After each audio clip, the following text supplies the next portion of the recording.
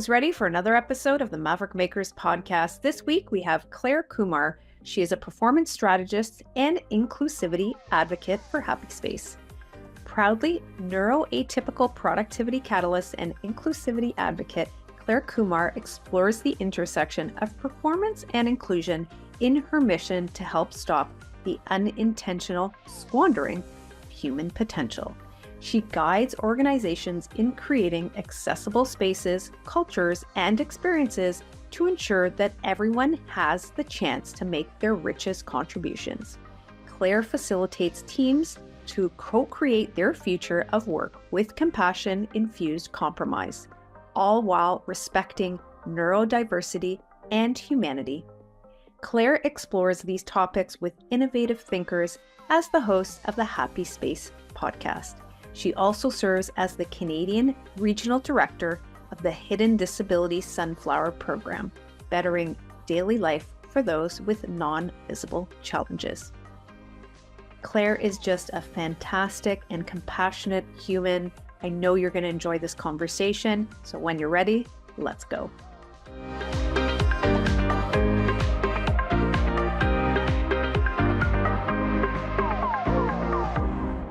Welcome to another episode of the Maverick Makers Podcast. I am thrilled to have Clare Kumar on the show today. She is a performance strategist and inclusivity advocate. We're going to dig deep into what those two things are, talk about her journey, and I can't wait to get started. Welcome, Clare. Thank you so much, Michelle. I'm thrilled to have you on. I know we worked together. Oh my goodness. We were saying it was like 10, 12 years ago. So it's so nice to reconnect and talk about what you're currently doing. And I'm thrilled. So yeah. Yeah, thank you. I think the last time we saw each other was in my bedroom. That is true. We filmed your closet. So there you go. That's right. Amazing. I love it. So let's just get started and let's talk about some of the Mavericks who have been part of your life and maybe have inspired you. Well, the first and foremost I will say is I'm a huge David Bowie fan, not only because of his artistry and, as a lyricist, as a musician, but also because he was in the forefront of, gender fluidity. There's a beautiful interview where he's talking to MTV and challenging them on why they are not playing Black musicians on air. And this is years and years ago. So he's someone who's always stood out to me as pushing the forefront of digital technology, of music, of inclusivity. I think since I was about 14 when I first got really introduced to him, saw him at 16 in 1983, and just am deeply impressed with who he was. Amazing. Love it. Who doesn't love David Bowie? And I love that. Yeah, he definitely was, I guess, the beginnings of an advocate per se. So wonderful. Yeah. And have you ever had any like Mavericks close to you, like in your own life that you can identify and kind of shaped maybe who you are and sort of led the way for you? Well, it's interesting reflecting on my family.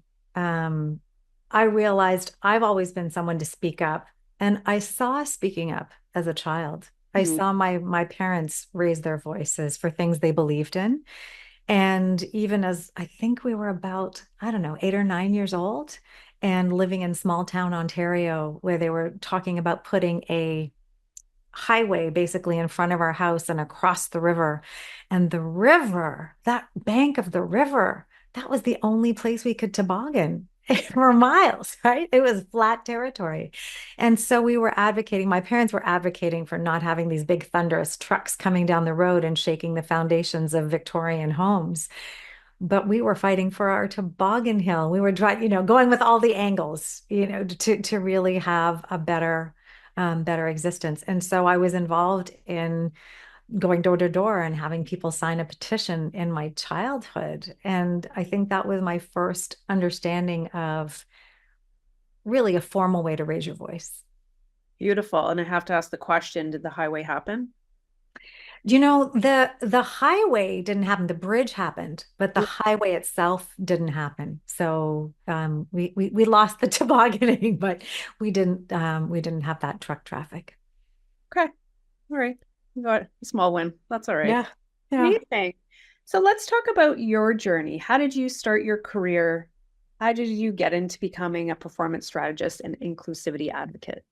Yeah, thank you. It's felt to me like things haven't made sense a lot and I've just kind of evolved, but now I can see some through lines on it. I mean, growing up, I was always interested in a lot of the different topics at school, but science and biology really stood out. That's where a lot of my curiosity was. So I went to McMaster and I studied biology, did a biology degree, but I knew that I didn't like the smell of formaldehyde, so I was probably not going to work in a lab. And I like people interaction a whole lot too. So that kind of felt isolating.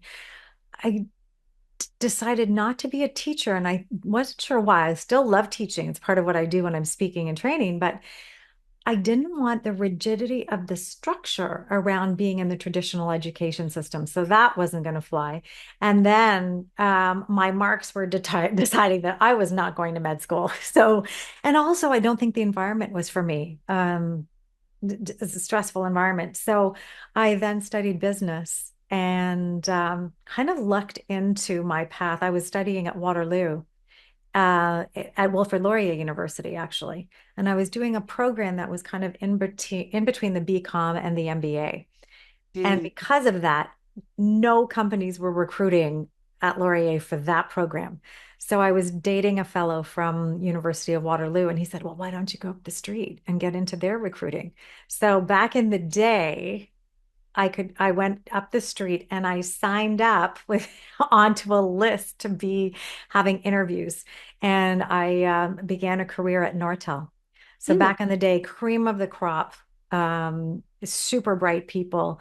And I spent 15 years essentially, mostly in telecom and all different kinds of roles, also in marketing, loyalty marketing, air miles. I spent some time there. I traveled from Toronto to Tokyo and Montreal. And so I had some lovely international experience. Um, but as I worked in that area, I realized, I loved the marketing, I loved the creativity, but the construct of work was very exhausting to me. When I was able to negotiate a flexible schedule in Montreal, I had two small kids, 3.5 days a week. I was working from home and going in for any meeting. Superb. Flexibility for me. I could be a professional person. I could be a mom. I could manage my life without feeling overwhelmed. And that really worked. And then we had to come back to Toronto. And it was a choice. We were on sort of expat assignments. And so it was time to come back to Toronto and really difficult. I find the culture here different than the culture in Montreal. There's little less sensuality, a little more expectation of rat racy behavior and busyness. And I took a job back here in Toronto, and despite trying to negotiate for who I am and what I needed, without all the language or any kind of medical terminology to articulate what I needed, I tried, but it did not work. And after a year or so back in a job here, and I start my podcast, Happy Space, with this story, I tumbled down a flight of stairs at home and woke up to 2 weeks of finding a different bruise every day, and realized I needed to find a different path. So I had started when I was in Montreal, I had started looking at organization and productivity kind of part-time, and tried to, with the mortgage, a renewed mortgage coming to Toronto and daycare 5 times as expensive as Montreal. I was trying to take a job to make it work. And then I realized I can't do this. I can't do this. I couldn't get up and go on the subway an hour downtown after taking my kids 15, 20 minutes in the other direction for their daycare, right? It was too exhausting me, the whole construct around work, not the job itself, but the whole package around it and where I had to be and how I had to be there for a job that was 90% on the phone. I was like, this is not adding up for me. So I committed to organizing and productivity. And, that work for me was a choice because I realized in some self-reflection while I was in Montreal, I realized I'm good at this. This is what I'm naturally inclined to think about, how to make an experience better, feel more comfortable so someone can perform at their best. And what's happened now is I've evolved through organization into productivity, moving from working with people in their homes. So I really needed a break from the corporate world and the environments. So working with people in their homes, offices, garages, and then back in their offices, and then now with teams, and now giving workshops to organizations and keynotes around productivity and performance. There's been a real evolution. But what's really kind of cool is my biology degree comes back now because performance is about respecting mind, body, and spirit. And we have to acknowledge we're human animals. So we are a lot asked to dismiss that as we're asked to sit in a chair for 8 hours or more a day. We're not respecting our physiology, our psychology, our neurology. And that's kind of where I am now, recognizing that I understand what drives performance, and a lot is to do with around keeping ourselves comfortable, keeping ourselves feeling safe. And then we can perform at our best. If that is being sabotaged, so is our performance. Wow. Amazing. I love your story. It's fantastic. You definitely were a maverick back even before COVID, where you were negotiating, 3 days a week. And I think that's brilliant. And people don't realize how important it is. And, this is a whole other conversation that could take on hours and hours of time. But what makes most sense for people? Everybody's different. Some people need to be in the office. Some people don't need to be in the office. Is there a hybrid solution? And I know there's a lot of companies that are really being a little forceful in terms of mandating people back into the office. And in the end, what sort of effects are those, what's going to happen? What are your thoughts? Oh my gosh, it's designing people out. We just saw the head of Sam's Club leave because she's in the C-suite. She left because of the Walmart return to office mandate. It's like, I'm out of here. And I looked at her bio. She used to work at Yahoo before Marissa Mayer invited everybody to come back to the office in 2013. So she's been someone, I think, who has embraced flexibility for a long time, and it's a requirement for her. And I think this is something I've realized is that not everybody has thought about what invites their best performance, and they're not articulating it. And so I actually built something that's a free tool for people to use. I call it the Happy Space Work Style Profile. And so I can make sure you have a link to that. The Happy Space Work Style Profile, it's a questionnaire that asks you all kinds of questions about what do you like? What invites your best performance, i.e., what keeps you most comfortable so you're not stressed and you can flow. You can get into Mihai Csikszentmihalyi's beautiful state of flow, right? Which is where the challenge is appropriate for the skills you have. You're neither overwhelmed or bored, and you can actually channel your best performance. And so I really am enjoying trying to get that out into the world, because whether you're an entrepreneur or an employee, knowing what invites your best work is amazing. And then if you're leading people at all, this is really powerful. I ran the first group with a leader and their immediate team in the spring, and I call this program Total Teamwork. Not to give a plug here, but it follows on your question, and it's to help organizations start having conversations around what are your objectives and how are you going to rally as a team to meet them without making false assumptions about how people like to work and how they should be comfortable. So it's an attempt to lead to compassion-infused compromise. Right? Because sometimes leaders need to be understood as much as the employees do. And sometimes a leader may have been depending on those visual cues like, oh, Michelle, I see you, and I know I needed to give you X, Y, and Z. I deal a lot with people with ADHD and other executive function challenges, and we need a lot of structure to help bring our attention to what we need to pay attention to in the moment. And I think there are a lot of leaders there who were depending on certain things. Those things have been yanked away. It's now abstract. And we haven't done a good job of identifying what those processes look like and what those structures should be in place, and solving it. I say inclusion is a design opportunity. So if we can look at it that way, then we can have a lot more people saying, I can find my comfort in this arrangement and I can show up and be there for my team, reach my objectives, and also take care of myself.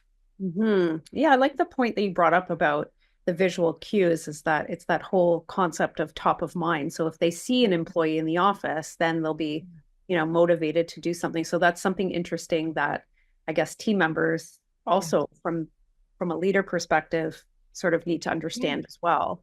Yeah. Yeah. Yeah. And this is what the work style profile is there to do, is to kind of, you go through a questionnaire, and a lot of it is just tick, tick, tick, tick the answers, because that's easier than writing a lot of prose. But there's also a page in there that says nuance is necessary. So what else do we need to know about you? Hey, Michelle, what people, pets, and even plants depend on you? Because I have a friend who has a bonsai garden out in his back garden. That's a commitment. That is a lot of nurturing, and I would say tens of thousands of dollars in the backyard in terms of plants, right? So I have another friend who has an incredible garden of fruits and flowers and vegetables all in her garden. That's her store, for food. So we have to understand more about people who depends on them, because those dependencies can be priorities very quickly when something goes sideways. We also want to understand somebody's temperament and the way they think and their preferences.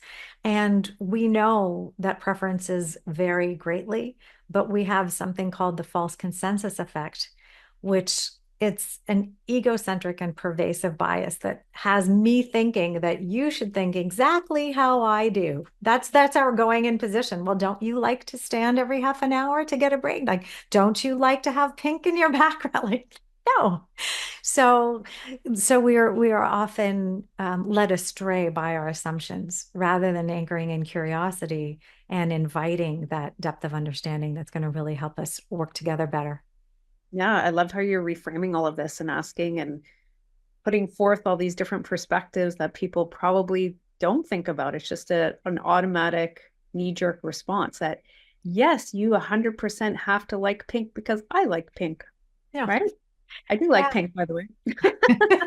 Well, so far I've been lucky because either people tell me they like pink, or they're kind and they just keep it to themselves. So, There you go. Fair enough. I'm yeah. going to go backwards for one more thing because it's sort of really in my wheelhouse. And you mentioned Montreal, and you mentioned how they have sort of a different way of living and mindsets. Mhm. And I was just in Europe this summer, and I feel like it's very aligned because I feel like, Montreal is very European and sort of has the same philosophies. So I felt very different when I was in Europe. I was Mhm. relaxed, just just you get it. But let's Yeah. sort of talk about how do you think we can change the North American way of being, or do you think we can adjust certain things so that we adopt some of these practices? What do you think? Well, I can tell you I'm banging my head trying. And some of the people I've had on the podcast too are mavericky like that. And for example, there's a book called Golden, The Power of Silence in a World Full of Noise. Mm, And I talked to the authors on the podcast, and we're, exploring what can we do? I'm involved in a lot of noise advocacy or anti-noise advocacy now, because I think, and if you read Gabor Mate's The Myth of Normal, mm, we're in a bit of a toxic soup here, especially in North America and in any large urban city to a large extent. We are not really cognizant of the demands and stresses on our nervous system. And this is why I mentioned neurological safety as one of the ingredients that needs to keep us safe. And we've lost the plot. We've lost the plot here in Ontario, where we don't have any safety inspections easily for police to invite cars to go and do now. And we don't have drive clean. So we have a rampant modified exhaust problem, for example. And our building standards of two pane glass do not keep out the charging, racing engines and backfiring. And there's nobody in public health advocating and saying this is a human health crisis. I've seen a message from the city of Toronto recently about, oh, we need to turn down our lights because of the birds. I'm like, we need to turn down our lights because of the people. We're like, we're totally missing it. And Mm, what's happened is technology evolves, and especially with lighting, it becomes cheap to implement LED light. And the earliest evolution of LED light was very cold temperature. mm, Well, that's really poor for our health, unless we happen to be in bright daylight and it's not a contrast. As soon as we get towards the evening hours, and this is where my love of biology kicks in, right? I follow Samir Hattar's work. He identified the intrinsically photosensitive retinal ganglion cells. And yeah, I worked hard to remember that because it's fascinating. There's cells in your eyes that respond to sunlight, an overhead light. Well, now we have LED light that's giving us daylight temperatures at night, and those cells are responding, shutting down our melatonin, wrecking our sleep. So we don't know what the toxins out there are doing unless you're light sensitive like I am. And I'm getting a trigger that's saying, oh my gosh, I might develop a migraine because of those lights. It's that sensitive. Most people are like, oh, yeah, now that you mention it, it's a little bright. Actually, I don't like it. But to be moved to actually speak up about it, that requires you being sensitive and being ready to be a speak up sister. That's what I have, right? And I have the temperament. I think it's really interesting. It's really interesting. I was just interviewed for a magazine and talking about noise and complaining about noise and advocating in the city. And the question was, do you think being able to speak up is related to privilege? And for me, I understand I have privilege. I understand privilege paves the way for a lot of people to feel more comfortable speaking up. But for me, it's not a prerequisite. I don't care what you take away from me, I will speak up. I've been in Japan advocating in broken Japanese against noise. So I know what it's like not to have privilege in a society and go and speak up for myself. So I don't think it's a prerequisite, but it's a really interesting conversation to have around how do we invite a calmer, more hospitable society when we're losing the plot all over the place. That's why I come back and I say it's a design opportunity. And so, for anyone who recognizes there's a space, an experience, or a culture that's inhospitable, raise your voice, mm, invite reflection on what could make it more comfortable for you. And those requests, especially now if they're coming in under the term accessibility, are getting attention. And we're starting to see, because of legislation in Canada for sure, and other jurisdictions as well, that people with accessibility challenges deserve to be considered. So use it, use it. The legislation is there to bounce off. Hopefully we don't need it. If you can get away from, needing a medical diagnosis and talking just about the barrier, I think overall that's the better way to go. But we've got legislation now that is helping shine a spotlight on the need to move in this direction. beautiful. Thank you for sharing all of that. I think this is a nice segue to really dig deep into exactly what you do specifically as a performance strategist and inclusivity advocate. We have, your high level, but let's get a little deeper. Yeah, for sure. So it's been really interesting trying to figure out what am I offering in this space because I've been, and I still give productivity training, I have something called productivity CPR, and we can talk about what the holistic model of performance is, which includes well-being, and it includes also understanding your values. And then it's all the productivity stuff, right? So that I can do that. I'm happy to do that because those messages are all still important. But now I marry that with inclusion. And in every one of my talks, I talk about neurodivergence and our different way of processing, and that needs to be considered. And I also spend a lot of time talking about invisible disability Mm, because we have in the world, it's 1 in 6, 1 in 5, 1 in 7, somewhere in that range, depending on which country is reporting it, that amount of disability. And then 80% of that is invisible. We've had a lot of awareness around mental health challenges in Canada. Those are largely invisible. We have a lot of talk now about menopause and the challenges that come with that. What about pregnancy before we're showing? There are a lot of different conditions that are invisible that warrant compassion. And I'm really trying to be a bit of a conduit for that compassion through talking to organizations with a bit of a hook around if you want the best out of your people, then this is where we need to get to. We need to get to this compassion infused compromise. And we don't get there if we're not willing to understand who are we talking about, and that we can't dismiss, we can't just say it, well, I'm going to look after the majority. Because which 20% are you throwing under the bus? I talked to somebody recently, and I'll be interviewing her again tomorrow. And she said to me, she goes, oh, no, I don't tell my CEOs to, like, you're going to just die trying to take care of everybody. So just aim for 80%.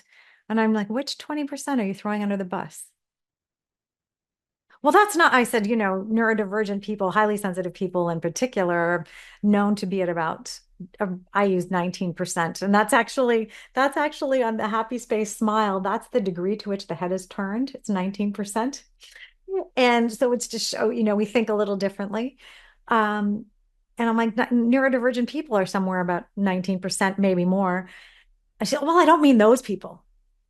I'm like, okay, so who are we talking about that we're willing to not consider? And so it's going to be an interesting conversation tomorrow, I think, because I'm going to go there in the live interview with her just to see where we end up and just push it a little bit, because no CEOs, you don't get off doing that. There's legislation to prohibit you from doing that now. But some of our most valuable contributors are those who have been designed out. Some of our neurodivergent people, we look at autism, ADHD, and we see a lot of people don't make it through post-secondary education, and then they're further designed out of the workforce. And so a lot of what I'm doing is trying to work to make sure more minds are included so that we can have more talent at the table. Beautiful. I love what you're doing. That's amazing. Thank you. Beautiful. Thank you. Thank you so much. Let's give our audience a little broader sense of what being neurodivergent means, because I think a lot of people might have an idea, but they don't understand exactly what it means. Some may, but I think it would be great if you could just get into it for us. Oh, I'd love to. And I think there's a bunch of language out there which kind of makes it a little bit confusing. So let me unpack it a little bit. We have something called neurodiversity, which is like biodiversity. It is the fact that we have a diversity of ways of being. And so I am neurodiverse is not a thing. The world is neurodiverse.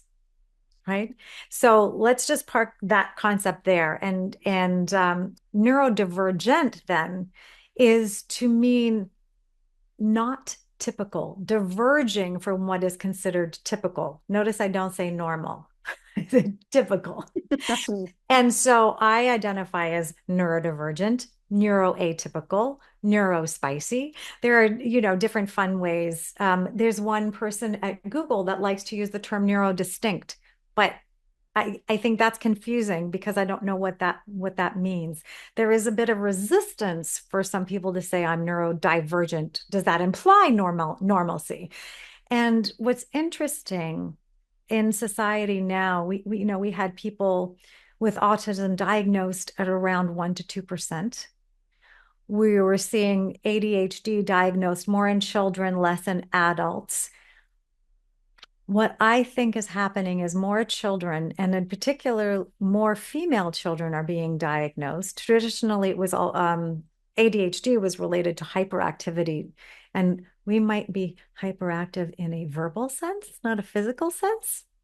And I'm saying this because I recognize that in myself. My dad was known to tell me I had verbal diarrhea at times, and so yeah, he was right. I mean, I was just, and he's like, where's the button? Where's the button to turn you off? And so I think we're at an inflection point now where the children are being diagnosed, and because it's genetic, the No. parents are finding out, and a lot of self-reflection should be going on. This is why diagnostics are in quite high demand. So I jumped a little bit into some of the conditions that fall under neurodivergency, but they are things like autism, um, ADHD or ADD, Tourette's, dyspraxia, dyscalculia, dysgraphia. These are different things, whether it's related to processing numbers, whether it's processing writing, whether it's physical movement. There are a lot of different conditions that fall under neurodivergency. There's a book, one of the books on my shelf behind me is called Divergent Mind by Janara Narenberg. And that's an excellent book because she talks about these different conditions, but she also identifies the thread of sensory sensitivity, which is prevalent throughout, I think, every one of the ones that she mentioned. Even dyslexia, also sensitive. So it's when I look at my work now, I'm looking at this sensory sensitivity and what the invitation is there, not to say, does someone have a diagnosis, therefore I need to do something, but to start looking at neurological safety for the collective suite of humans and saying, what do we do to keep ourselves safe?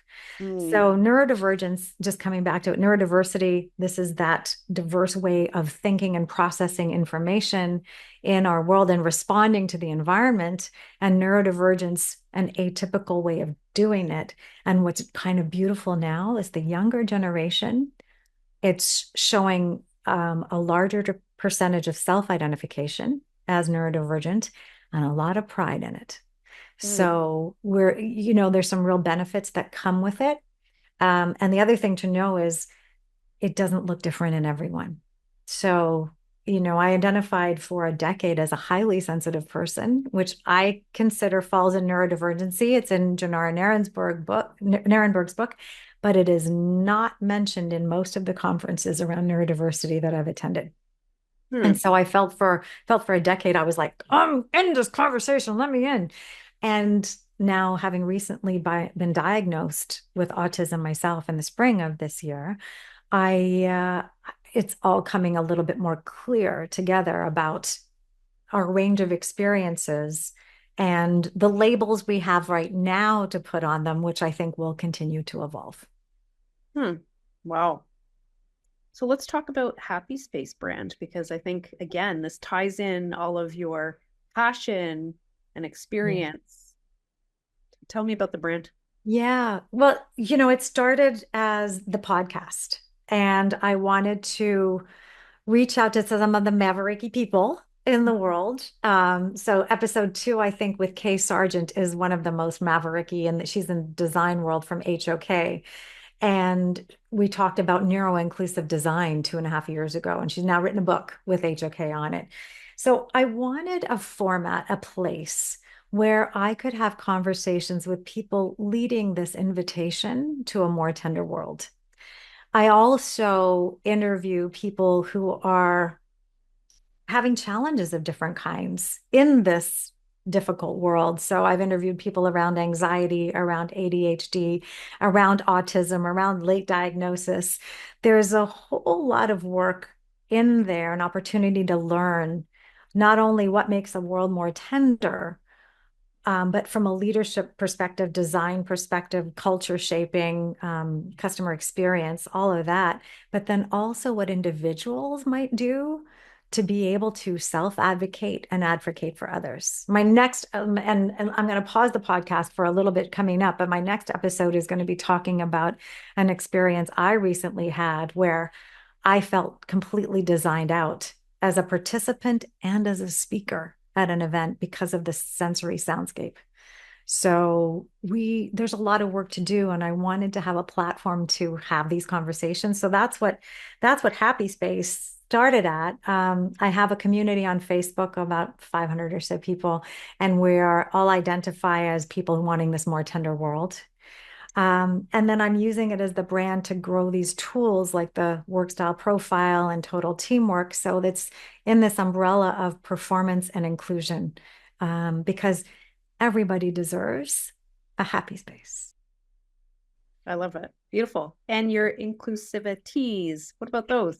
Yeah, inclusivities. Well, I found myself using hashtags every so often to make some statements about what I believe in. Where your values. This is an opportunity to do that.